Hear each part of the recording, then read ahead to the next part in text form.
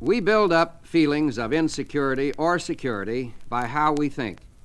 If in our thoughts we constantly fix attention upon sinister expectations of dire events that might happen, the result will be constantly to feel insecure. And what is even more serious is the tendency to create, by the power of thought, the very condition we fear. Lack of self-confidence apparently is one of the great problems besetting people today. In a university, a survey was made of 600 students in psychology courses. The students were asked to state their most difficult personal problem. 75% listed lack of confidence.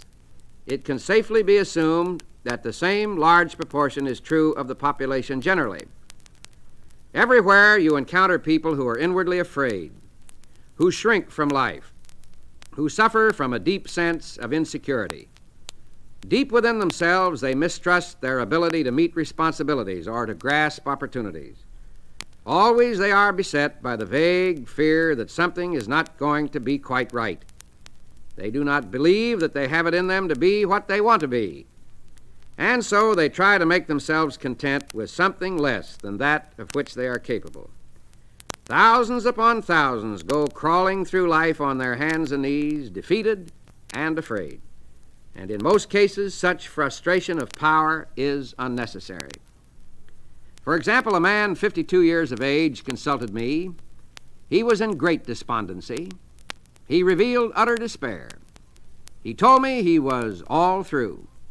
He said that everything he'd built up over his lifetime had been swept away. Everything? I asked. Everything, he repeated. He was through, he reiterated.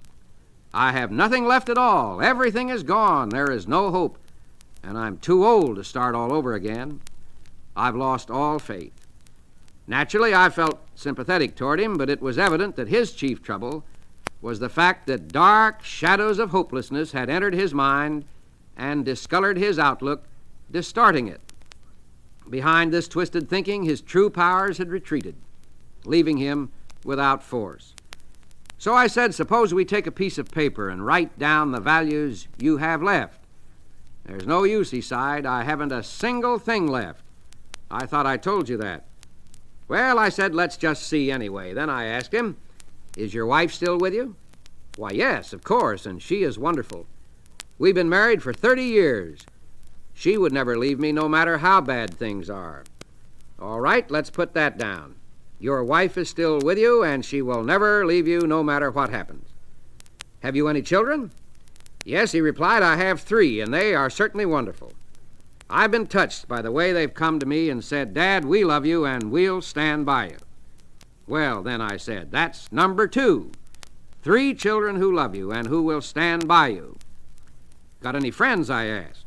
Yes, he said, I really have some fine friends, and I must admit they've been pretty nice. They've come around and they've said they would like to help me, but they can't do anything.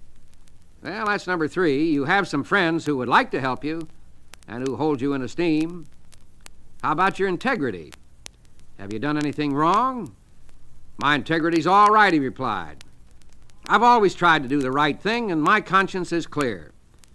All right, I said, we will put that down as number 4, integrity. How about your health? My health is all right, he answered. I guess I'm in pretty good shape physically. So let's put that down as number 5, good physical health. How about the United States? Do you think it's still a land of opportunity? Oh, yes, he says, there's real opportunity here for everyone. Well, then that's number 6. You live in the United States, land of opportunity. Then I asked, how about your religious faith? Do you believe God will help you? Yes, he said, I do not think I could have gotten through this at all without help from God. I shoved the paper across the table at him. Take a look at that. I guess you have quite a total of assets, more than you thought. I thought you told me everything had been swept away. He grinned ashamedly. I guess I didn't think of those things. I never thought of it that way. Perhaps things aren't so bad at that, he said pensively. Maybe I can start all over again if I can only get some confidence. Well, he got it, and he did start all over again. But he did so only when he changed his viewpoint, his mental attitude. Faith swept away his doubts, and more than enough power to overcome all his difficulties emerged from within him. This incident illustrates a profound truth which is expressed in an important statement by the famous psychiatrist Dr. Karl Menninger. He said, "Attitudes are more important than facts. Any fact facing us, however difficult, even seemingly hopeless, is not nearly so important as our attitude toward that fact. How you think about a fact may defeat you before you do anything about it. On the other hand, a confident and optimistic thought pattern can modify or overcome the fact altogether.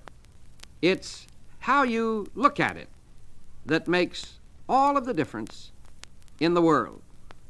One of the most powerful concepts in confident living is the thought that God is actually with you, helping you, and releasing your powers.